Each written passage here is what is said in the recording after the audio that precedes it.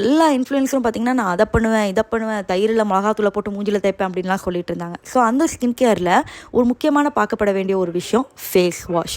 So face wash அப்படின்னு வரும்போது செட்டஃபில், அடுத்து வந்து ஹிமாலயாஸ், பஞ்சாராஸ், இந்த மாதிரி போயிட்டே இருக்கும். சின்ன சின்னதுலேருந்து பெரிய பெரிய ஃபேஸ் வாஷ் வரைக்கும் எல்லாத்துலேயுமே வந்து இது பயங்கரமாக பிராண்ட் பண்ணிட்டாங்க.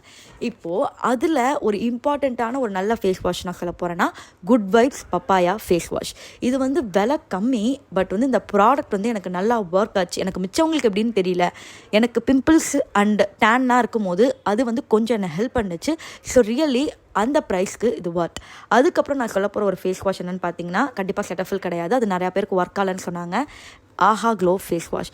ஸோ இது வந்து நிறைய இன்ஃப்ளூயன்சர்ஸ் பேசவே மாட்டாங்க, ஏன்னா நல்ல ஃபேஸ் வாஷ் பற்றி யாருமே பேசுகிறதே இல்லை. இது வந்து கொஞ்சம் விலை அதிகம் தான், ஒரு 800 200 ml 800. ஸோ இது டெர்மட்டாலஜிஸ்ட் எனக்கு பர்சனலாக வந்து இது போடுங்க அப்படின்னு சொன்னாங்க. நான் நம்பலனாலும் ஒரு 2 மாதத்துலேயே ஒரு பயங்கரமான சேஞ்சஸ்